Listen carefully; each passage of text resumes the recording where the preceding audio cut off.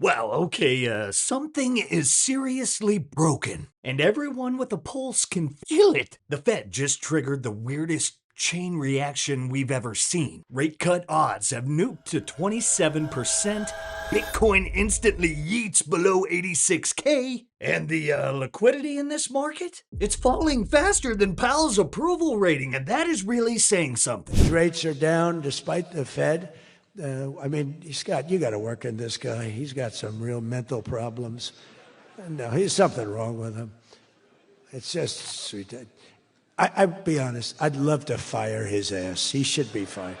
Guy's grossly incompetent, and he should be sued for spending $4 billion to build a little building. I'm building a ballroom that's going to cost a tiny fraction of that, and it's bigger than the whole thing put together. You got to work on him, Scott. The only thing Scott's blowing it on is the Fed. Because the Fed, the rates are too high, Scott.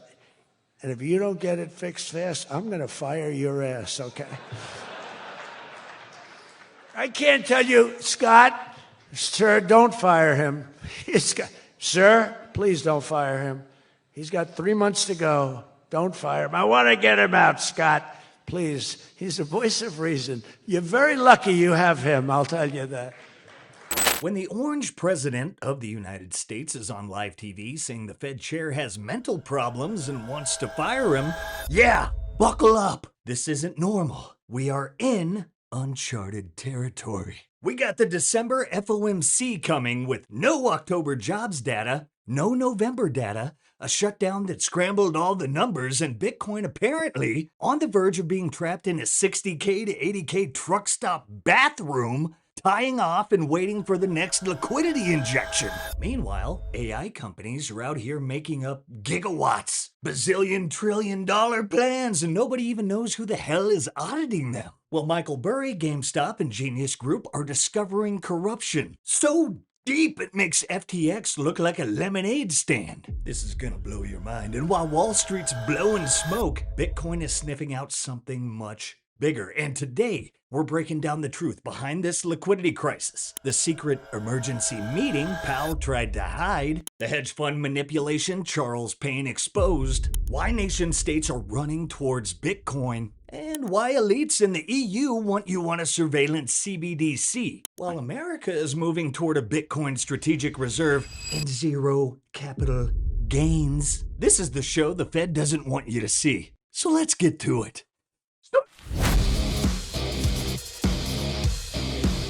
All right, let's start with the basics. The December rate cut odds just collapsed harder than an AI startup's audited financials. Stronger than expected jobs print, boom, Bitcoin in purgatory. But here's the twist. We're walking into December with no October jobs report, no November jobs report, and basically zero reliable macro data because shutdown Schumer nuked the entire BLS pipeline. Allegedly. You can't make this stuff up. And then Trump comes in hot.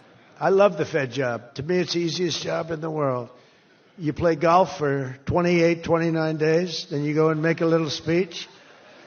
Tell everybody, in the case of the current guy, the wrong information because he has no clue.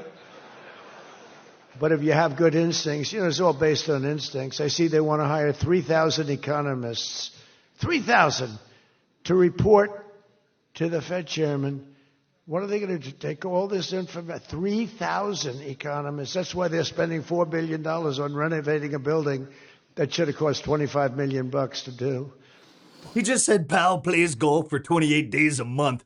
That's not monetary policy, that's retirement. Even Barron Trump is now in the top 10 odds for Fed chair. 2025 is turning into a South Park episode. And speaking of South Park, holy hell, the AI bubble is worse than we thought. Workforce and productivity. But we have some great announcements to talk about here today.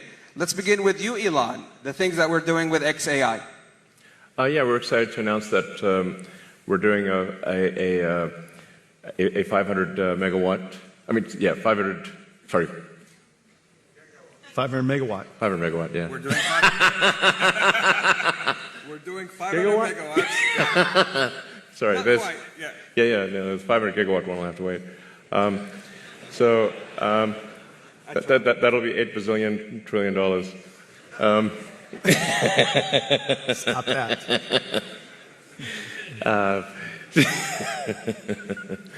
So yeah, we're doing a XAI and the Kingdom of Saudi Arabia are doing a Humane, 500 megawatts, starting with 50 megawatts phase one, and we're doing it with NVIDIA. Yeah. Congratulations to the Humane team, to Targ and team. Such a fantastic job. Jensen, I think we're also doing some great announcements this week. We are? Yeah. we're announcing all kinds of things. Elon literally gave up halfway through. Gigawatts, megawatts, bazillion, trillion, whatever, who cares? Jensen started sweating like someone asked him, hey man, what exactly is your real revenue? And then we found the auditor for OpenAI. Fontanello Duffield Otaki? A website that looks like it was made by an 8-year-old who just discovered Squarespace. This is the company auditing the most powerful AI organization in the world. No wonder Burry is screaming into the void. Now we get serious because this is the real story. A liquidity crisis is already here. Not maybe, not eventually, now. That emergency meeting Powell tried to slip under the rug, yeah, that wasn't about policy updates. That was about private credit surfacing into the monetary system. Something they definitely never wanted to happen. Good garbage being loaded up among the cockroaches. And all they're doing while on the bubble upswing, feeding on those huge volumes of bad loan garbage, is creating future losses that will have to be taken by someone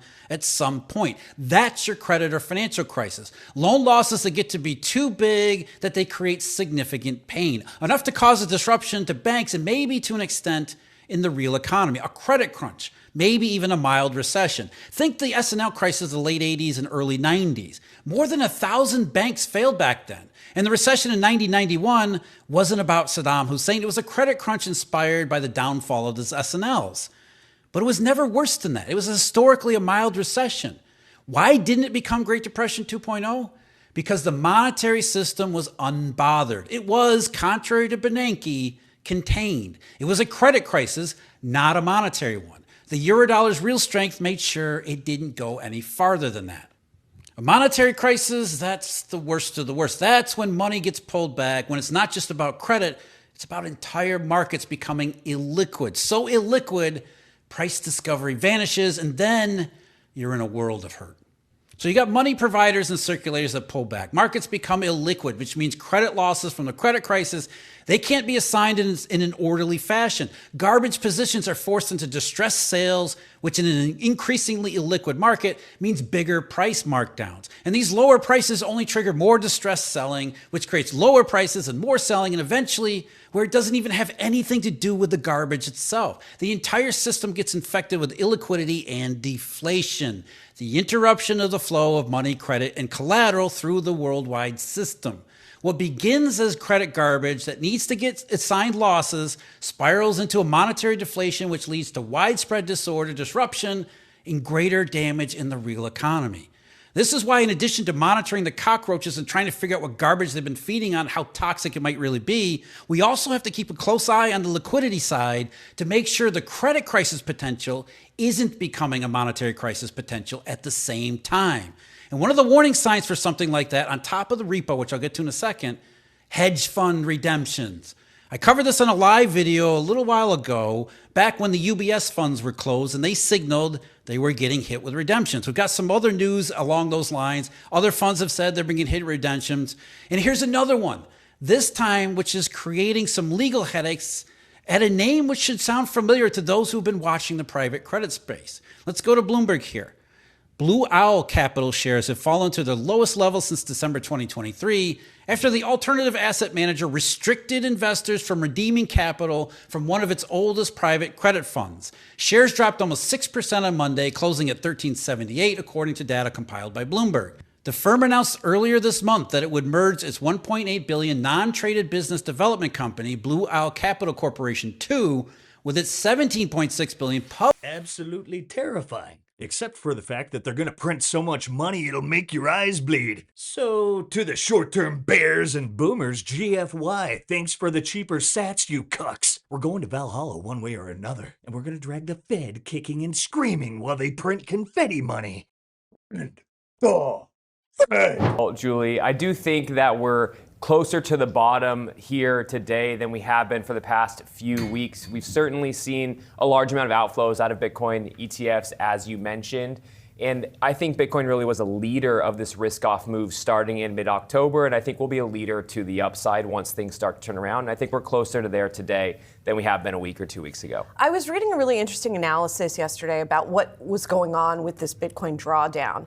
And, you know, the invention or the introduction of the spot Bitcoin ETFs was seen as a great step forward for the industry and a step towards institutionalization. And we've had more steps this year, right, because of policy support, et cetera. But it can be a double-edged sword because with more liquidity in the market, that means things can maybe go down a little bit more fast, right? So, like, how should people be thinking about that? Yeah, I think that's exactly right. You know, Bitcoin, in our view, is one of the biggest technological developments of the past 15 years. And I do think that as the market matures, that brings in new investors and adds more liquidity to the market. But what that also means is that we're seeing a lot more choppiness in times where risk-off moves happen or investors are unsure. You also have participants like hedge funds that come in and out of the market depending on what the basis trade is allowing them to do and where they're seeing activity happen. And so you just have more market participants. I do think over the long term that reduces volatility as we make this move from a early stage retail-driven asset to an institutional asset. But I do think throughout that journey we're going to see some choppiness, and certainly over the past month we've seen I mean, it hasn't seemed to reduce volatility thus far, right? I mean, we're still seeing quite a lot of volatility here, and it doesn't feel like that, you know, there are not the sort of buyers in size coming in as Bitcoin has been falling. Yeah, so if you look at the trend over the past 10 years, volatility has certainly been falling, but over this short-term period, you do see spikes in volatility. That's certainly correct. The buyers for Bitcoin that we're seeing come into the market today are more long-term buyers than we've seen in the past. The wealth managers and the financial advisors that we speak to at Bitwise are adding Bitcoin to model portfolios. They're rebalancing on a standard basis. That should all reduce volatility and add more long-term demand.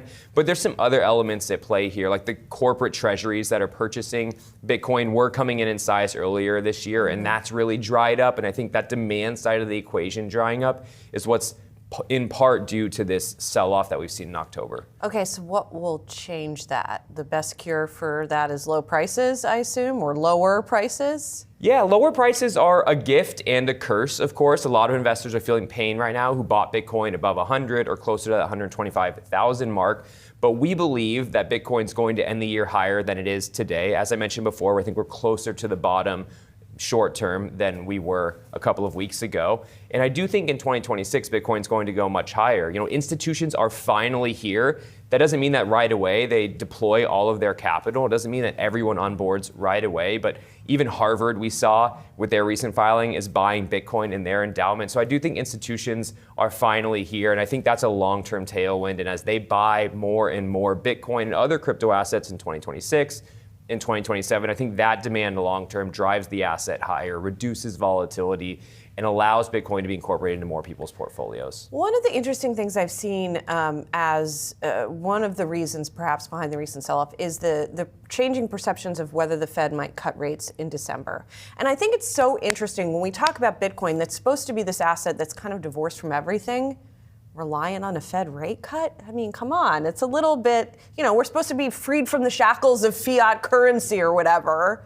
That doesn't feel very freed from the shackles. No, that's exactly right. You know, that's a criticism that a lot of investors we speak to make and have observed. And I think post-COVID, we've really been in this fiscally dominated environment where rate cuts and other macro elements do play more of a role. We've seen correlations of Bitcoin to equities spike or raise in that environment. It's closer today to that low correlation range. And pre-COVID and this fiscal dominance, it was just an uncorrelated asset. So I do think it is a bit ironic that this untethered sovereign store of value now has a little bit more driver related to macro markets. And it's really an asset that's performed remarkably well in low rate environments and risk on environments. And of course, right now there is fear around whether the Fed is going to cut rates at the December meeting and how many cuts will happen in 2026. So if they don't cut in December, what happens to Bitcoin? I think that right now, no cut in December is largely priced into the market. I think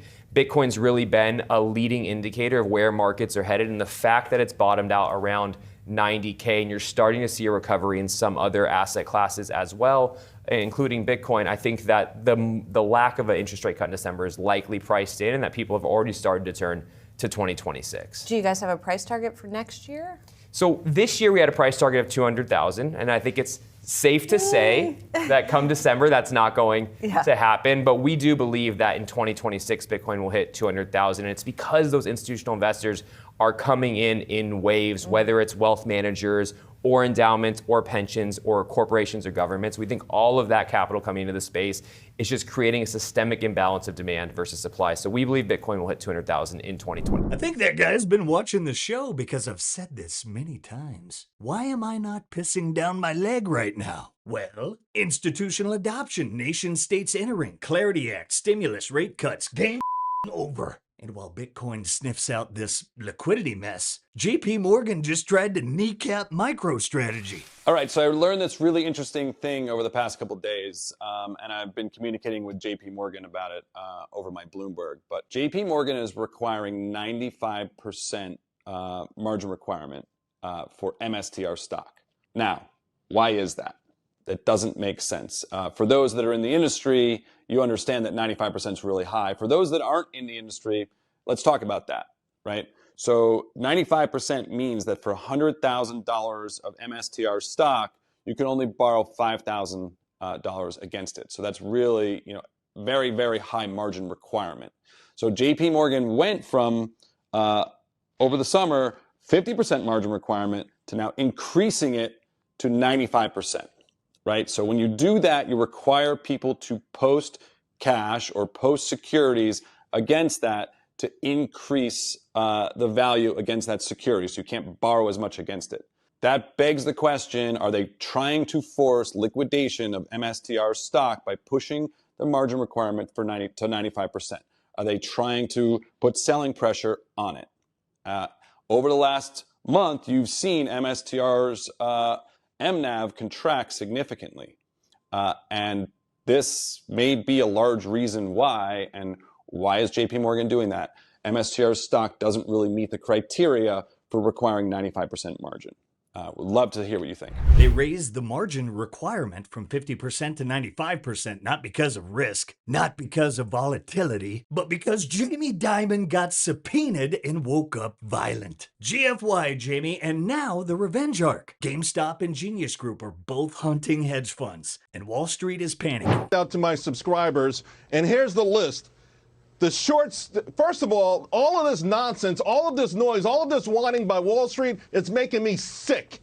140% of GameStop was short. I didn't hear one person on TV complaining about Wall Street trying to crush GameStop. 140% short. I told my subscribers, buy this stock, and they made a fortune. I also told them to buy Virgin Space, Virgin. We took profits on that today. Fizz, that's up huge. Tangers is up huge. Neil, you can't allow Wall Street to short 75% of a stock, and nobody says anything. Crush these companies into the dirt, and then when the individual investor makes money, everyone's up in arms. Oh, they're going to lose their shirt. Don't you think people are trading? If it traded 80 billion shares today, people are ringing the register. I have a kid who bought a house. He made $50,000 and bought a house. So yes, some people are going to lose and some are going to win. But if they want to change the rules of the game now because the general public is making money after decades of the shorts crushing thousands of stocks into the dirt. I have watched stocks being crushed completely to zero, and no one ever whispered anything because those stocks didn't have Wall Street sponsorship. They were small names. Maybe they went public through a reverse takeover. Whatever it was, the shorts have had their way with the market for decades. No one's ever complained about it. So I am thrilled. If you are going to try to destroy a company by shorting 140% of its stock, you have to accept the fact that individual investors are playing the same game that you're playing, and now you're losing. When Charles Payne, one of the nicest dudes alive, breathes fire like that, you know these shorters went full cartoon villain. The sad truth is bankrupting companies became more profitable than building them. This is why innovation died. This is why young people are pissed. And this is why Bitcoin is the opt-out.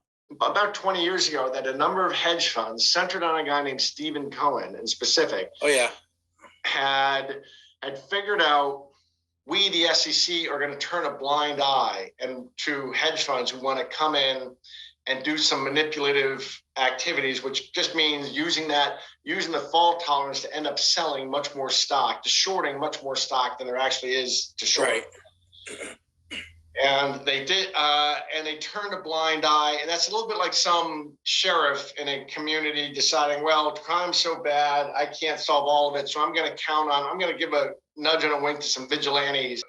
That's what happened. The SEC, I understand, in the late 90s, just signaled a blind eye to misbehavior in the penny stock market. And that's something wrong in the public markets. And I think that we are seeing signs that there's something wrong now in the public markets. We're not seeing companies decide to go public early in their lives. And then what happened in 01, 02, 03, 04, they started moving their way up the food chain. And in 04, they got to a $200 million company called Overstock.com, which I had started a few years earlier. So that's how I got into this. And it is kind of funny. Now, that process by which they generate more shorting than there is actual shares to short is called naked short selling. That's really just one of the problems. There's others. There's something called abuse of the option market maker exemption, which used to be called the Madoff exemption, because Bernie Madoff, when he was chairman of NASDAQ, got the SEC to build this exemption in for market. And it really just became another route by which hedge funds could do this manipulative trading, and not for its intended purposes. United States, approximately 300 are registered market makers. And those market makers are allowed to lease out, rent out their market maker ID code. It's called their market participant ID. Anybody in the world that's willing to pay for that right can reflect themselves in the order management systems as that market maker. We got some fire coming your way, but before we bring it home, look at our likes. 3 or 4 times, maybe. I'm gonna pump those numbers up. Those are rookie numbers in this racket. Let's take a quick second for our sponsors who keep this show on the air over at the Bitcoin Way. If your wealth lives in their system, it's not yours, it's theirs. That's why we scream Bitcoin. That's why you self-custody. And that's why you call our friends over at the Bitcoin Way. They'll walk you through multi-sig, self-custody, privacy, how to run a node, and the tools that keep you sovereign when the fiat system pulls the plug. Don't wait till it's too late. Book a free 30-minute consult today using that link in the show notes. Need cash but don't want to sell your Bitcoin? Ledn is the global leader in Bitcoin-backed loans, issuing over $9 billion in loans since 2018, and they were the first to offer proof of reserves. With Ledn, you get custody loans, no credit checks, no monthly payments, and more. Visit learn.ledn.io/simply to learn more and get 25 basis points off your first loan. Dictators don't teach kids about money. Actually, even the world's liberal democracies don't teach kids about money. Actually, nobody teaches kids about money. I'm from Germany, and the first time I learned what inflation is was 3 years after my graduation, and I wasn't even living in Germany anymore. The governments of the world's most developed nations don't seem to care much to teach their people about money. Why is that? Maybe it's because teaching their people about money would require teaching them how their government systematically steals from them. And that the reason why they can't afford a house, or can't afford to feed a family on a single income anymore isn't because they're lazy millennials or lazy Gen Z or whatever, but it's because they have to work their entire lives for something that the state can print out of thin air. Of course your government won't teach you that. It'll probably make you pretty angry. We live in a world that wants us in debt, that wants us consuming, wants us spending money constantly, doesn't want us saving money because saving's no good in this messy economy that we've put ourselves into. We live in a world where bad debt has become not just normal, it has become normalized, and financial institutions make money off of your misery. We live in a world where in one of the richest, most powerful nations, people pay for burritos in installments. I want to live in such a world. So they could say that I'm shilling the dictator and so on and so forth. But this was last week. These kids are part of the pilot program of the What is Money project. Because in El Salvador, 7-year-olds learn about money. Give me one other country that does this. One other country that actively pursues the financial sovereignty of its citizens. One other country that says, I know money's a tool for mass control. Well, I'm going to do the opposite. and set my people free. Because I could tell you about countries that are well on their way to eradicating cash, or replacing it with digital surveillance money. Or countries that are well on their way to imposing digital ID on a wholly unwilling population without a democratic mandate. Or I could tell you about countries that have frozen their citizens' bank accounts because they engaged in protests against the regime. I can tell you none of those countries are El Salvador. All of those countries are so-called first world countries, supposedly part of the free world, supposedly full democracies according to the Democracy Index. But tell me again how El Salvador is the dictatorship. Kids in El Salvador are getting orange-pilled in elementary school. Meanwhile, the West teaches, here's how to take out predatory debt and stay poor forever. It's almost like people in the 1970s knew where fiat would eventually lead. At least a few of them. I may be taking some liberties here, but what if Project Looking Glass revealed a surveillance state, monetary collapse, and an awakening? An awakening to the grand illusion of fiat money. It was a problem when we approached 2012. The timelines converge on that point in time. At the end of 2012, the choices that we make become less and less consequential to the future. And eventually we're pushed into this bottleneck of time, no matter which choice we make. And that's important to the people that had access to Looking Glass, because what happened was people, very smart people, began to figure out that something big was coming up. Something that made it so all the possibilities of all the future scenarios of any choice, any possibility that was fed in and observed through the Looking Glass inherently ended up in the same future. And no decision, no possibility changed past a certain point. That's the big secret. All possible timelines lead to the same basic set of history in the future. And what is that history to you? Did you know that, or did you find that out? That is the big question.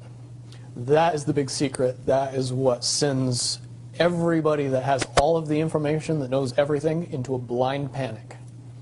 The people that know everything about Looking Glass, that have gotten all the reports and all the information, the elites of the world, probably figured out that that was the end of the game, and nothing could be manipulated beyond that point. At a certain point, after they're done hearing the computer tell them this is what's going to happen over and over and over and over again, all they become focused on is, how do we fix it? What I do know is that I was called in and asked to solve this problem, this timeline contraction problem. And I eventually did my due diligence and did all the investigating, and basically only had one piece of information, and that was reinforcement. The computer's right. The timelines will contract down to some inevitable thing that you guys won't tell me about, so I can't help you. There is an inevitable event. It's been forecast, it's been predicted, it's been fed to us in a slop trough of what they want us to believe will happen. However, they don't actually have control over what happens. They only have control over the reaction, and it seems that no matter what they try to do to cause their desired reaction, it's going to have an opposite effect. If I had to give it a name, I would say it's the awakening process. The Great Awakening is upon us, and just this, confluence of events, all happening right now, and Bitcoin is in the 80Ks, and the fiat cabal is on the ropes on many fronts. They're getting desperate. Hello. I have good news for you on the digital euro front. Today, the Governing Council has decided to move ahead on the next and final phase of the preparatory work for the digital euro. The other good news is that on October 23rd, the European Council has asked us and all those involved to accelerate the process so that we can roll out the digital euro as early as possible. This is important because as much as banknotes will continue to circulate, we want cash to be in the form of digital euro as well, so that you can circulate banknotes and click cash with the digital euro. More work is going to be done in the next few months, and if we receive the approval by the European Parliament in the course of 26, we'll be able to pilot the digital euro as of 27. And if the pilot is conclusive and positive, it will be a formal rollout in the whole of Europe in 2029. This is a big project because the euro is our currency, your currency.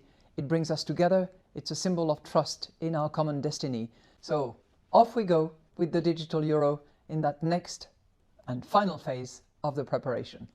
Europe choosing surveillance, America choosing Bitcoin. The split is happening in real time. The president created a strategic reserve of Bitcoin in part because the United States government didn't have like a single custodian. You had every agency in the government that might have had an asset, seized an asset, or anything else, any kind of digital asset, they didn't have custody of it. So they were losing track of the private keys.